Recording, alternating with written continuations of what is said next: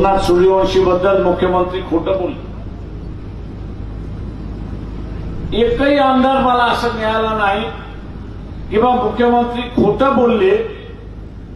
त्यांनी असताना आपलं दिलेलं स्टेटमेंट दुरुस्त करावं आणि सभागृहाची माफी मागावी असं देणारा एकही आमदार मला मिळाला नाही.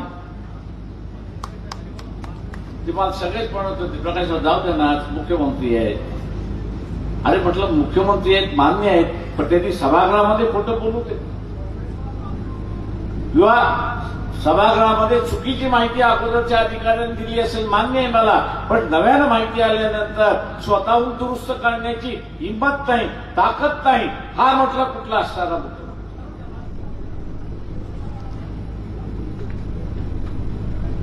म्हटलं हे सभागृहाचं रेकॉर्ड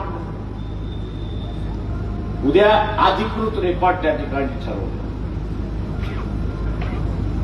आणि 100 वर्षानंतर कोणी तपासेल तर मुख्यमंत्री सभागृहामध्ये म्हणतोय की तो हार्ट अटॅकनी मेलाय आणि पोस्टमॉर्टम रिपोर्ट असं म्हणताय आणि कोर्ट त्याच्यावरती विश्वास ठेवून म्हणताय की त्याच्या नसा तुटल्या म्हणून तो असणार नाही.